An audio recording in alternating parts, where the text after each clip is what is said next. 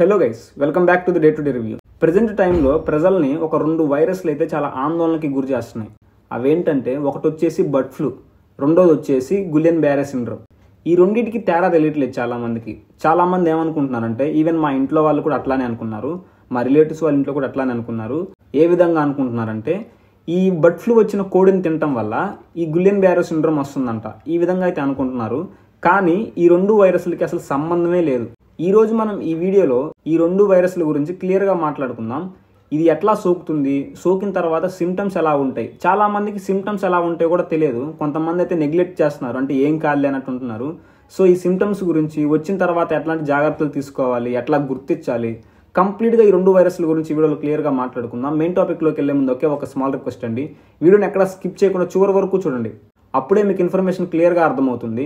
ఆ తర్వాత నా ఛానల్ సబ్స్క్రైబ్ చేసుకున్నాను, కొంచెం ఎంకరేజ్ చేస్తారని మనస్ఫూర్తిగా కోరుకుంటున్నాను. ఇంకా లేట్ చేయకుండా మెయిన్ టాపిక్లోకి వెళ్దాం. మీరు కూడా లేట్ చేయకుండా ఈ వీడియో ఒక లైక్ చేసి మెయిన్ టాపిక్లోకి రండి.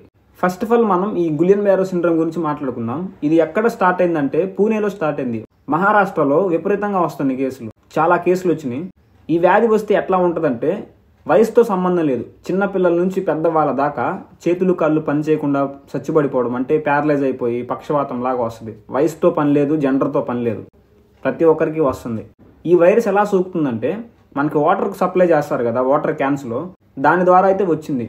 అంటే ఇప్పుడు మనం ఫిల్టర్ చేసాము, ఆ నీళ్లు మంచిదే అనుకుంటాం, కానీ చెప్పలేం వాళ్ళు ఎట్లా ప్యూరిఫై చేస్తున్నారు, ఎంత మోతాదులో చేస్తున్నారు, అక్కడ హైజీనిక్గా ఉందా లేదా, ఇవన్నీ మనం చెక్ చేయం. వాళ్ళు నీళ్లు తెచ్చేస్తారు, మనం ఇటు నుంచి చూస్తే అవతలకు కనిపిస్తుంది కాబట్టి నీళ్లు స్వచ్ఛంగా ఉన్నాయి అనుకుంటాం, కానీ మన కంటికి కనిపించిన బ్యాక్టీరియా అందులో చాలానే ఉంటుంది. సో దానికి మీరు ఏం చేయాలంటే ఎక్కడి నుంచైనా వాటర్ తెచ్చుకోండి, అది ట్యాప్ వాటర్ కావచ్చు లేకపోతే ఫిల్టర్ వాటర్ కావచ్చు, ఎక్కడి నుంచి వాటర్ తెచ్చుకున్నా దాన్ని బాగా మరిగించండి. మరిగించిన తర్వాత చల్లార్చుకొని తాగండి, అప్పుడు మీకు ఎట్లాంటి వైరస్ ఉండదు వాటర్లో. ఈ గులియన్ బ్యారే సిండ్రోమ్కి సంబంధించిన వైరస్ నేమ్ వచ్చేసి క్యాంపైలోబాక్టర్ జిజినై, ఈ వైరస్ పేరు అది. ఇది సోకినప్పుడు మనకి స్టేజ్ 1 ఎట్లా ఉంటుందంటే వాంతులు రావడం, మోషన్స్ అంటే లూజ్ మోషన్స్ అవ్వడం, గ్యాస్ట్రిక్ ప్రాబ్లమ్స్ రావడం, చేతులు కాళ్ళు నొప్పిగా అనిపించడం, లాగేస్తున్నట్టు తిమ్మిర్లు పుట్టినట్లు ఇట్లా అనిపిస్తుంది. స్టేజ్ 2లో కంప్లీట్గా చేతులు కాళ్ళు పని చేయకుండా పోతాయి, అంటే ఒక చేయి కానీ ఒక కాలు కానీ లేకపోతే 2 చేతులు కానీ లేకపోతే ఒక కాలు ఒక చేయి, ఇట్లా ఏదో ఒక విధంగా ఒక అవయవం అయితే పాడైపోద్ది, అంటే ప్యారలైజ్ అయిపోద్ది. మీరు చేతుల్ని కదిలించలేరు, మీకు స్పర్శ కూడా తెలియదు, ఆ విధంగా అయితే అయిపోతుంది. స్టేజ్ 3 వచ్చేసి లంగ్స్కి ఎఫెక్ట్ అవుతుంది. ఈ వైరస్ అనేది లంగ్స్ వరకు వెళ్తే ఇంకా మీకు మరణమే, ఇంకా ఆ వైరస్ని అక్కడ నుంచి క్లియర్ చేసే లోపే మీరు చనిపోతారు. సో దీన్ని మనం స్టేజ్ 1లోనే గుర్తించాలి. అంటే వాంతులు అవుతున్నా, విరోచనాలు అవుతున్నా, లేకపోతే మీకు ఏమైనా గ్యాస్ట్రిక్ ప్రాబ్లం, అంటే వయసుతో సంబంధం లేకుండా గ్యాస్ట్రిక్ ప్రాబ్లం ఏమైనా వస్తున్నా వెంటనే అయితే చూపించుకోండి. ఈ క్యాంపైలోబాక్టర్ జిజినై అనే వైరస్ మన ఒంట్లో ఏ విధంగా పనిచేస్తుంది అంటే, ఈ వైరస్ మన ఒంట్లోకి వెళ్ళినప్పుడు మన ఇమ్యూన్ సిస్టమ్ ఉంటుంది కదా, మన ఇమ్యూనిటీ సిస్టమ్ ఏం చేసిద్దంటే మన తెల్ల రక్త కణాలని ఈ వైరస్ మీదకి యుద్ధం చేయమని పంపిస్తుంది. మన తెల్ల రక్త కణాలు ఈ వైరస్ దగ్గరికి వెళ్లే లోపు ఈ వైరస్ అనేది రూపాంతరం చెందిద్ది. ఏ విధంగా అంటే మన ఒంట్లో నరాలు ఉంటాయి కదా, ఆ నరాల్లాగా మారిపోయింది. అది ఆ వైరస్కు ఉన్న ఒక జెనెటిక్ ప్రాసెస్, అందుకే అది రూపాంతరం చెందిద్ది. ఇది మనం చాలా జీవుల్లో చూస్తాము, చాలా వైరస్లో చూస్తాము. దీన్ని మాలిక్యులర్ మిమిక్రీ అంటారు. సో ఆ విధంగా ఈ వైరస్ అనేది మన నరాల్లాగా రూపాంతరం చెందిద్ది. మన ఇమ్యూన్ సిస్టమ్ అంటే ఈ తెల్ల రక్త కణాలు ఈ వైరస్ దగ్గరికి వెళ్ళి చూసినప్పుడు ఇది నరంలాగా ఉంటుంది, ఆ వైరస్ని చంపేసిద్ది. ఆ వైరస్ని చంపేసిన తర్వాత సేమ్ పక్కన ఉన్న మనకి బాడీలో ఉన్న నరాలు ఉంటాయి కదా, అంటే ముందుగా ఉన్న నరాలు, ఇవి కూడా ఆ వైరస్ అనుకొని ఈ నరాలను కూడా తినేస్తుంది అనమాట, ఈ మన తెల్ల రక్త కణాలు, అంటే చంపేస్తుంది. సో అప్పుడు మన కాళ్ళు చేతులు చచ్చిపడిపోతాయి. మనకి ఇక్కడ వైరస్ వల్ల ప్రాబ్లం కాదు, ఆ వైరస్ వచ్చిన తర్వాత మన ఇమ్యూన్ సిస్టమ్ దాన్ని చంపేస్తుంది, దాంతోపాటు మనల్ని కూడా చంపేస్తుంది. దీన్ని ఏమంటారంటే ఆటో ఇమ్యూన్ డిసీజ్ అంటారు, అంటే మన ఇమ్యూనిటీ పవరే మనల్ని చంపేస్తుంది. దీన్ని ఆటో ఇమ్యూన్ డిసీజ్ అంటారు. సో మీకు అర్థమైంది అనుకుంటున్నాను. దీనివల్ల వచ్చే సిమ్టమ్స్ ఏంటంటే వాంతులు, విరోచనాలు, తలనొప్పి, జ్వరం లాగా రావడం, లేకపోతే గ్యాస్ట్రిక్ ప్రాబ్లమ్స్, చేతులు కాళ్ళు లాగడం, ఇట్లాంటివి అయితే ఉంటాయి. దీన్ని రాకుండా చూసుకోవాలంటే మీరు ఎక్కడ ఫుడ్ తిన్నా, ఏ వాటర్ తాగినా కానీ దాన్ని బాగా ఉడికించుకొని తినండి, వేడి చేసి తాగండి. అట్లా అయితే మీకు ఏదైనా బ్యాక్టీరియా ఉన్నా, ఇది కాకపోయినా వేరే బ్యాక్టీరియా ఉన్నా, వేరే వైరస్ ఉన్నా చనిపోతుంది. ముఖ్యంగా చేతులు కాళ్ళు కడుక్కొని తినండి. పిల్లలు అయితే వచ్చేసి గబగబా తినేస్తారు, తల్లిదండ్రులు కూడా చెప్పరు, వాళ్ళ లైఫ్లో వాళ్ళు బిజీగా ఉంటారు. సో ప్రతిదీ క్లియర్గా మీరే చూసుకోవాలి పిల్లలకి. ముఖ్యంగా ఈ గులియన్ బ్యారే సిండ్రోమ్ వచ్చిన వాళ్ళైతే చనిపోరు, 95% అయితే చనిపోరు. ఈ 5% చనిపోయే లక్షణాలు ఎవరికి ఉంటాయంటే చిన్నపిల్లలకి, ముసలి వాళ్ళకి. వీళ్ళకి ఏంటంటే ఇమ్యూనిటీ పవర్ చాలా తక్కువ ఉంటుంది. సో ఆ వైరస్ అనేది ఊపిరితిత్తుల వరకు వెళ్ళిద్ది. అంటే చిన్నపిల్లల్లో కానీ ముసలి వాళ్ళలో కానీ ఇమ్యూనిటీ సిస్టమ్ ఈ వైరస్ని చంపే లోపే ఆ వైరస్ అనేది లంగ్స్ వరకు వెళ్ళిపోయిద్ది, చనిపోయే అవకాశం కూడా ఉంటుంది.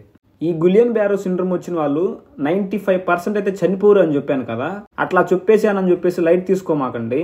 మీరు చనిపోకపోవచ్చు, కాకపోతే ఈ సిండ్రోమ్ వచ్చిన తర్వాత మీరు రికవరీ అవ్వాలంటే చాలా టైం పట్టిద్ది. మీరు కంప్లీట్గా బెడ్ రెస్ట్ తీసుకోవాలి, లేకపోతే చైర్లో ఉంటారు తప్ప నడవలేరు, ఏ పని చేయలేరు. రికవరీ అవ్వాలంటే సంవత్సరాల తరబడి రికవరీ అవ్వాలి. అది కూడా ప్రాపర్గా రికవరీ అవుతారా లేదు కూడా చెప్పలేము. అందుకోసమే నెగ్లెక్ట్ చేయకండి. తాగేది తినేది కొంచెం చూసుకొని, కొంచెం వెయిట్ చేసుకొని హైజీనిక్ గా తినండి.